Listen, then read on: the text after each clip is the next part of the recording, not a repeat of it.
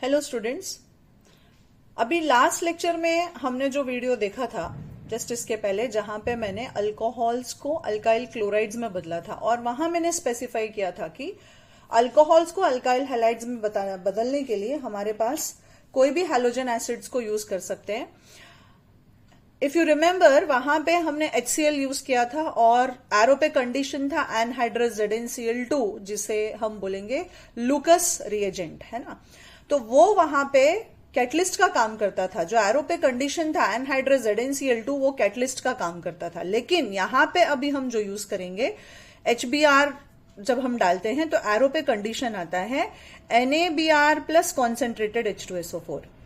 सो ये जो है जनरेटर है, ये कैटलिस्ट का काम नहीं कर रहा है। रिएक्शन पे लिखी जाने वाली, एरो पे लिखी जाने वाली हर चीज जो है वो कैटलिस्ट नहीं होती है।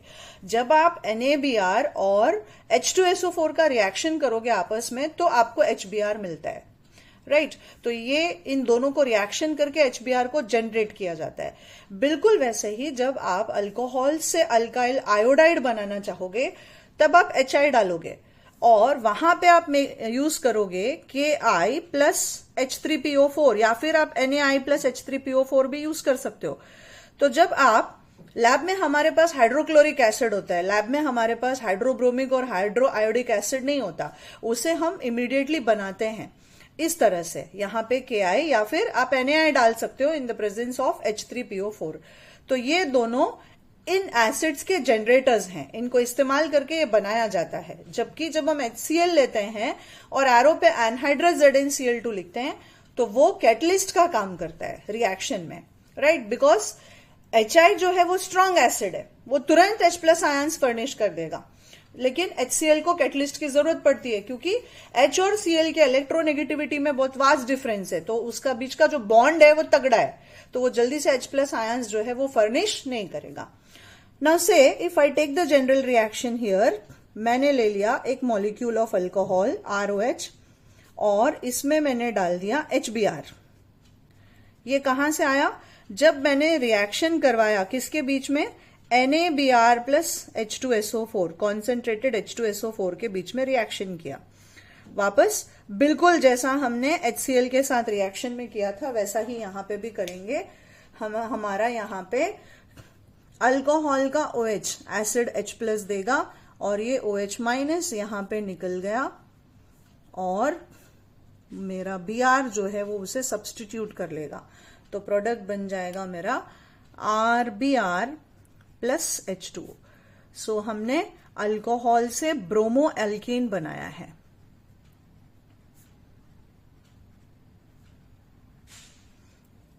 फॉर एग्जाम्पल, मान लो मैंने ले लिया प्रोपेन 1 ऑल, मुझे दे दिया गया एक प्राइमरी अल्कोहल से प्रोपेन 1 ऑल और मैंने इसमें डाल दिया HBr। कहां से आया ये? In the presence of NaBr plus concentrated solution of sulphuric acid. तो यहां पे होगा क्या? आपका H प्लस OH माइनस के साथ निकल जाएगा और जो Br है वो उसकी जगह पे सब्स्टिट्यूट करेगा। सो आपने लिया था प्रोपेन 1 ऑल और प्रोडक्ट बन जाएगा 1 ब्रोमोप्रोपेन, है ना। बस OH को हटाना है और Br को उसकी जगह पे लगाना है।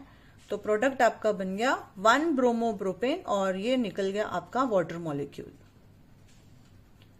बिल्कुल वैसे ही जब आप आयोडो अल्केन्स बनाने की कोशिश करोगे, यहां पे क्या बनाना है? आयोडो अल्केन्स बनाना है। तो फिर से जनरल रिएक्शन में आपने ले लिया एक मॉलिक्यूल ऑफ अल्कोहल और उसमें डाल दिया आपने HI। ये HI कहां से आया? By making use of NaI plus H3PO4 और Ki प्लस H3PO4, राइट। वापस अल्कोहल OH माइनस देगा, ये H प्लस और I माइनस देगा, तो ये OH माइनस गया H प्लस के साथ और आपका I इसको सब्स्टिट्यूट कर दिया। ये एक न्यूक्लियोफिलिक सब्स्टिट्यूशन रिएक्शन कहलाएगा और प्रोडक्ट बन गया a molecule of iodo alkane. अब मान लो मैंने यहां पे सेकेंडरी अल्कोहल ले लिया। फॉर एग्जाम्पल से I take propane to all. क्या लिया हमने? प्रोपेन टू ऑल लिया और उसे ट्रीट कर दिया HI से। कहां से आया HI? जब हमने रिएक्शन करवाया KI प्लस H3PO4 का, राइट? तो ये OH माइनस, ये H प्लस I माइनस, ये न्यूक्लियोफाइल निकला और दूसरा न्यूक्लियोफाइल उसकी जगह पे आ गया और प्रोडक्ट बन गया आपका सेकेंडरी प्रोपाइल आयोडाइड, जो कि कॉमन नेम है और इसका IUPAC नेम होगा, हाँ बच्चे लोग, 2-आयोडोप्रोपेन। हमने प्रोपेन टू ऑल यूज किया और हमें प्रोडक्ट मिल गया 2-आयोडोप्रोपेन। इसी तरह से बच्चे लोग, ये मैंने 3 मेथड आपको सिखा दिया है जिसको आप HX यूज करोगे अल्कोहल में, HCl, HBr, HI, बिल्कुल इसी तरह से। और 5 रिएजेंट है हमारे पास ROH को RX में बदलने के लिए, वो हम इसके कंटिन्यूएशन में देखेंगे नेक्स्ट लेक्चर में।